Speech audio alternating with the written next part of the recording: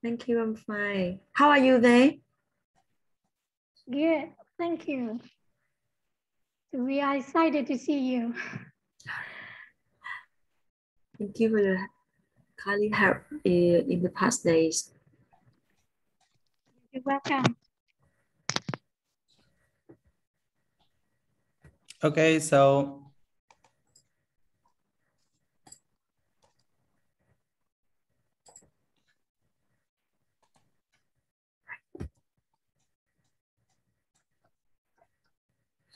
I just shared. Yes. Can you see it on the screen? Yes. Slide. Yeah, okay. Yeah, okay, good. so good afternoon, our presenter and participants. Welcome to the virtual with TESOL International Convention 2021. On behalf of the organizing committee, we would like to thank you so much for your participation and contribution to our annual convention success. We are Nguyễn Văn Thắng and Nguyễn Thị Tuyết Hồng as the presentations moderators. We are delighted to see all of you in light of virtual presence today. Especially in this parallel live oral presentation, we do hope that all of you will be able to have some valuable knowledge and experience as takeaways following the talk. Before the presentation, there are a few considerations. In case you have any questions or concerns about the presentation, please feel free to leave them in the chat box so that we can gather the questions for easy response in the 5 to 10 minute Q&A sessions. We gladly welcome Ms. Linh in this 30-minute parallel live oral presentation, which is entitled Difficulties in Translating English Collocations in Business Communication into Vietnamese and Recommendations. About our presenter, Ms. Linh teaches Interpreting and Translation, National Economics University. She got bachelor degree at English Department, Hanoi University, and MDiso degree from Victoria University, Australia. She got certificate of consecutive interpreting at Diplomatic Academy of Vietnam and valuable first-hand experiences in interpreting. Her research interest focuses on ESL and EFL innovations. Please welcome Ms. Linh. Thank you very much, the moderator, for very kind words for the introduction. And it's my great honor to be here today with you all, sharing my experience in the research related to teaching translation.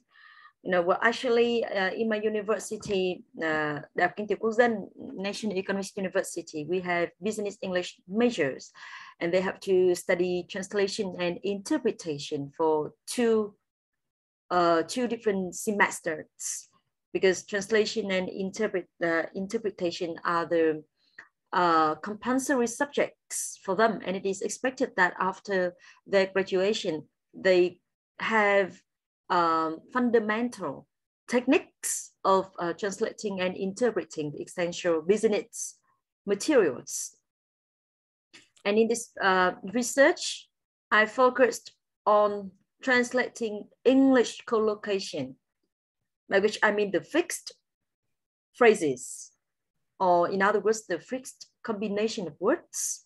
And these collocations are related to business communication. In short, we have BC. Business communication covers all different kinds of, communicating between enterprises and enterprises, customers and retailer, that sort of thing. And the research subjects are the difficulties. All right. And this is the outline of my presentation. First of all, I'd like to talk just very briefly about the overview of translation. The second aspect is related to the collocation in general. Some descriptions about my personal research and the findings, which is about the difficulties in translating English collocations in business communication. First of all, translation seems to be quite easy to understand by the name, just the rendering the message from the source language into the target language. But I have to emphasize that we do not only render the literal meaning, but we have to pay attention to other influencing factors like the culture, the context. Then translation seems to be much more complicated than just picking up the meaning of the word from the dictionary and then combining all of them to produce the meaning of the message in the target language. So these are the three specific definitions of translation, which are very common. The translation procedure seems to be flexible because it is different due to different people. Some prefer to read the target language version first from the beginning to the end and then translate it into the target language. Others prefer to read and do translation simultaneously, by which I mean at the same time. Read one sentence, transfer it into the target language at the same time. Different authors propose different ways, different processes of doing this job, but I think it depends because in most of cases, we have not only the message, but also the terminology. Then it is possible to search for the meaning of the terminology first so that you know, the process of translating can be more fluent and smoother. Okay, excuse me, can you open your slide on a slideshow mode? It is bigger and the audience can see your screen clearly, more clearly. It is quite small, isn't it? Yeah, no, it is no. This one, slideshow, you know. This.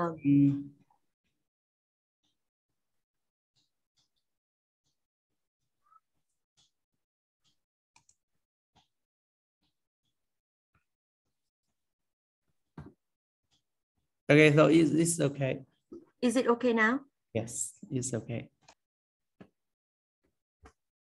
Some methods of translation ranging from word-for-word translation, you know, one by one, the literal translation, when we have to focus on the lexical words translated singly out of context. The faithful translation focuses on the reproduction of these precise contextual meaning of the original within the constraints of the target language. Semantic, and all of these closest to the source language. But we have to pay attention to the target language at the same time, because we have to know how to adapt the meaning of the word into the target language. And sometimes it is free translation because the source language text can be translated prolixly and pretentiously in the target language. Idiomatic translation seems to be quite complicated because we pay attention to the fixed phrases, and among which is the collocation that I'm going to research later on. And last but not least is the communicative translation. Actually, when we do translation, the highest level is the level of naturalness, by which I mean, if you translate a text from English into Vietnamese, then it has to sound like it is written in the Vietnamese language. It is native-like. So the communicative translation means that we produce the message in the way that it sounds the most natural and native-like for the target language reader.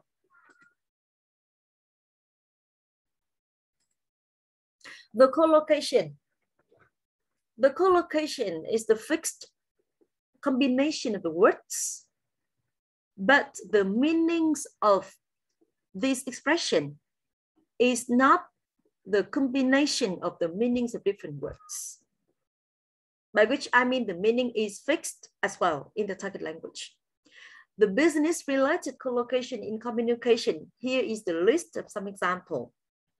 You know, like statistical graphs, invitation cards, business letters, meetings, negotiating, travel arrangement, etc., etc. Some are very easy to understand, literally. Others are not. Later on are some example. Here are some common types of collocation. You know, reach the decision rather than go the decision. Decision making rather than decision going, you know, or decision doing. This is the same for other types of collocation in different areas, not only business, but the words are specifically related to the business area. We have intensely personal rather than, you know, very personal, which does not sound academic enough. Increasingly interconnected, blah, blah, blah. Deal with change rather than deal with movement. So these are different types of collocation. In my research, there are 3 different questions. Of course, the first is, what are the difficulties in translating English collocations into Vietnamese? The second one is the awareness of English collocation. So the quality of translation. And the last one are some strategies that translator can use. My research participant is only 30 business English major because in my university, students are divided. The business English majors are divided into 2 classes. Usually we have 3 classes. We have only 100 students for one intake. So I am in charge of teaching one class among them. The other you know, in charge by the 2 different lecturers.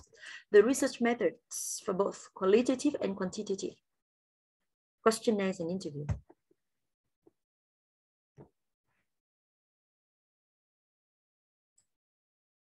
And this is the research results. The general difficulties that students often face cover difficulties in finding and recognizing collocations. They don't know that this is the collocation. They use those fixed expressions very often, but they are not aware that they are collocation. And because they are not aware of that, when they translate it into the target language, they try to look up the meanings in the dictionary, and they cannot, you know, combine the meanings of the words in order to get the meaning of the message in the target language, and then they fail. The second difficulty is the variability of the collocations, because, you know, English is the inflectional language, and it changes the word form almost all the time, and it causes difficulties for the English user. The non-equivalent collocations, by which I mean there are collocations in English, but they are not equally translated into the target language, by which I mean Vietnamese. The polysemantic means different meanings of the same collocation, and no method of translation of grammatical structures. This is completely different from Vietnamese because the word order in the 2 languages are not the same. All right, so the first particular difficulty for the student is that there is no identical collocations or non-equivalent collocations in Vietnamese. Here are some examples. Competitive edge, keep track of information, well-developed communication skills. They are very, very common.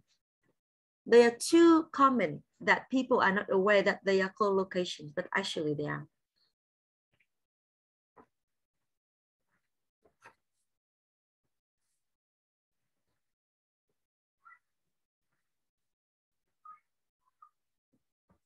The students would find it very difficult to find the appropriate equivalence of the collocation. For example, heat products, due to the confusion and distraction of the word heat. The literal meaning is, you know, the literal meaning in Vietnamese, đánh, is that. But we have, normally this word is employed to describe the characteristic of being well-known and outstanding or very famous to everyone, like the hit song. This is one of the meanings. The top hit of music. All right, so in this circumstance, the word hit is applied to express the level of recognition of the products. However, the problem herein is no appropriate equivalent of this collocation in Vietnamese. We do not say, usually we say phiên bản hit, bài hát hot hit. That is the way that people use in Vietnamese rather than a fixed collocation in Vietnamese, you know, that is an example. Polysemantic means the challenge for the students to find out the appropriate meaning because there are different meanings of the same word. Competitive edge is an example. This brings about challenges for the students, particularly the word edge would carry several meanings or sense of understanding, including the outside limit of an object, a surface or an area, the sharp part of a plate, or the point at which something, especially something bad, may begin to happen. And these would make the translation more complicated for the students to choose the best one. Students cannot figure out which is the most appropriate meaning of the word edge, but they have to base on the specific context to find out the meaning of this word. That is an example. Grammatical structures. In Vietnamese, we say to make decision. But in English, we have the decision making, or to tell joke, rather than we have joke telling. From the aspect of contrastive analysis, this is due to the different structures of Vietnamese and English. In English, the form of the word changes, but in Vietnamese, we do not have that. Then it causes difficulty for the learner. So some of the recommendations. We have to enhance the awareness and knowledge of the collocations and recording the collocation throughout document reading. And we have to choose the central words and use reliable dictionary. These are very common way and they fit all situations, but in specific. We can choose, no, this one. We can choose to translate by omission of the unnecessary word. Taking this as an example. Work efficiently and productively, or function more efficiently and more effectively, or build or establish credibility and trust. All of these collocations belongs to this situation. Particularly, efficiently and productively or effectively have the same meaning in Vietnamese. Một cách hiệu quả. So we just choose to translate one of them rather than làm việc một cách hiệu quả và một cách năng suất. Just share the same meaning. So choose only one of them to translate. Collocations or non-equivalent collocations in Vietnamese. This is another example. Discussion continues until all team members have aired their opinions and ultimately agree. This method is time-consuming, but it produces creative, high-quality discussion and generally elicits commitment by all members to implement the decision. High-quality discussion. High-quality discussion. Normally, the word high-quality is recognized widely in the collocation high-quality products. We do not say high-quality discussion. And one product considered to be high quality needs to meet certain conditions and requirements, such as suitable to the customer's needs and being controlled by the product quality standard set by the manufacturer. So in the circumstance of the collocation high quality discussion, there is no equivalence in Vietnamese. So we have to translate based on the literal meaning that we can combine in the target language. We use an idiom or fixed expression of similar meaning, but this similar form. This is similar to the case of idiom. You know, once the sun returns to the sky is an example, or set the example is another illustration. We have the idiom in English. We have the idiom in Vietnamese, but in this similar form. The author used the prior collocation, the sun returns to the sky, to illustrate the situation or the development stages of the group. That is, they have got through the hardest period in the group or team development. And after this situation, the group would obtain the hard won achievement. So in Vietnamese, we have sau cơn mưa trời lại sáng. The same meaning, but different form. Set example is another illustration. We do not say trở thành một ví dụ, but we say trở thành tấm gương sáng in Vietnamese. We can translate by paraphrasing, you know, rather than saying hit products, sản phẩm hot hits. No, but we can paraphrase the meaning in Vietnamese. Or effective team member is another case. It is quite hard to say thành viên nhóm hiệu quả.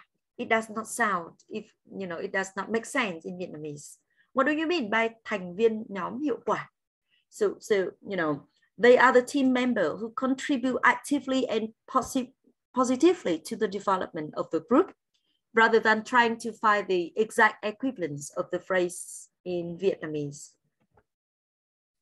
Translating by a more specific word, a good leader. Good is a very, very general word, and it is not highly suggested to be used in academic context. A good leader can be translated as nhà lãnh đạo xuất chúng, nhà lãnh đạo tài ba, nhà lãnh đạo giỏi.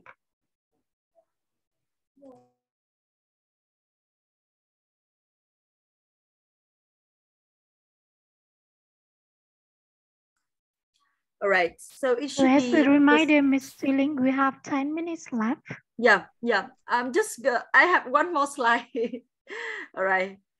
Okay. Last but not least, we can do translation by changing word form and the order of the components in the English collocation. Decision making, we can say đưa ra quyết định rather than quyết định đưa ra, you know, or it does not make sense in Vietnamese. So in general, you know, this brings me to the end of my presentation. In general, as other cases of the fixed expression, idioms, phrases in English and in Vietnamese, students normally face the same difficulties. One is because we have the collocation in Vietnamese, in English, but we do not have that collocation in Vietnamese. Another case is that, yes, we have the idiom with the same meaning, but in different form. So these cause great challenges for the students in completing their translation task. And that's all about my presentation. And I wish to respond to the concerning questions, because it helps to clarify the content of my presentation. Thank you, Ms. Linh, for the great presentation. We have great interest in the presentation. The participants, do you have any questions for the speaker?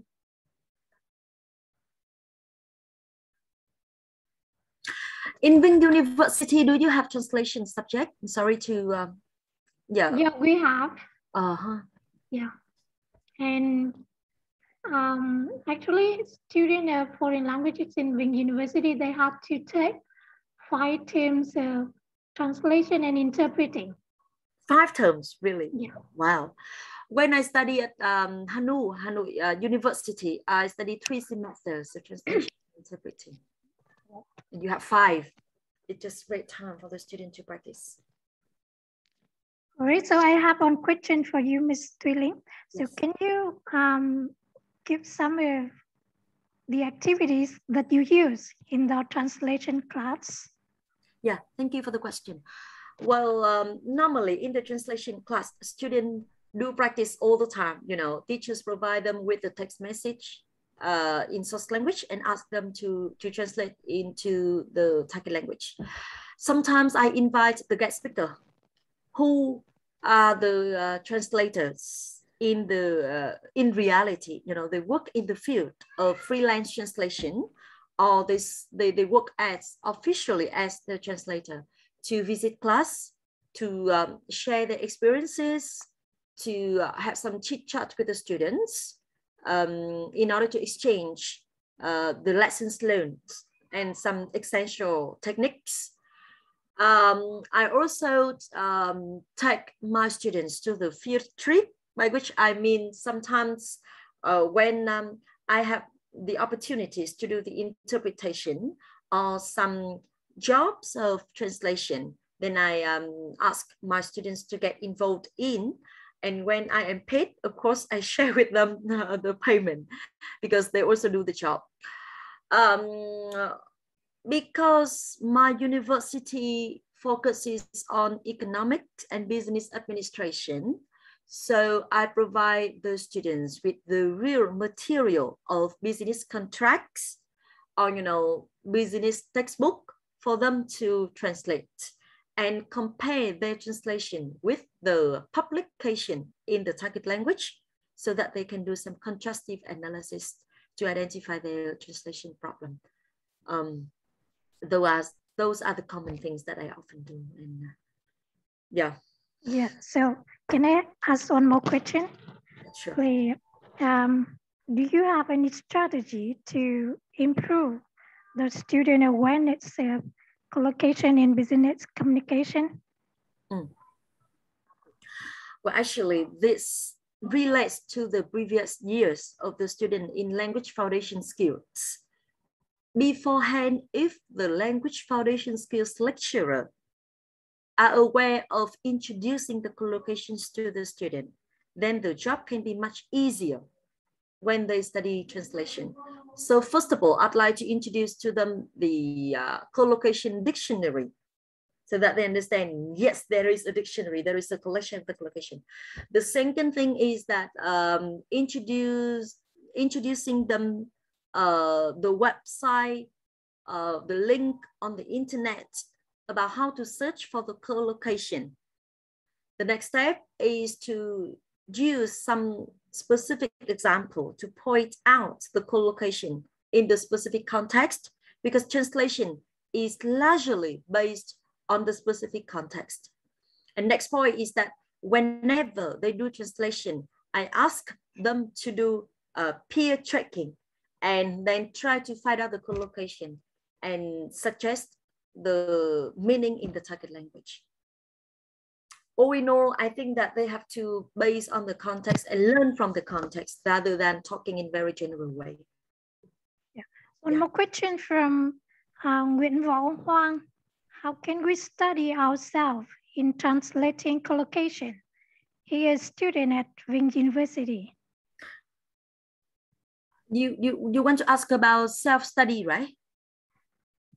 Yes, he asks about how can he study himself in translating collocation. Self-study, yes, self-study. Well, actually, many people do the job of translation by themselves as the free translator.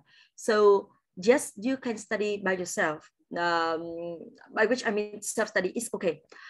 But if you want to study by your own way, it can be very challenging, because you need another person to check the way of expressing the idea, to share with you the translating strategies.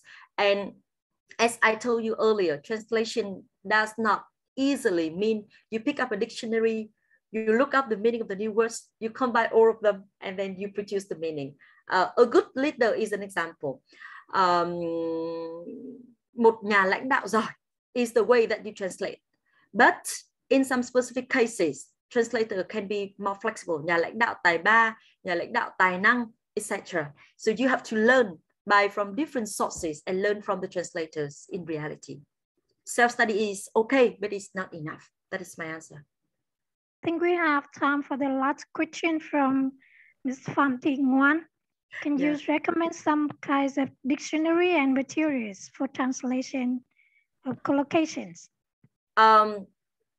Well, how to say? For the fixed expressions of collocation in general, I highly appreciate the Oxford Dictionary for collocation, the Oxford Collocations Dictionary to be exact, in very general.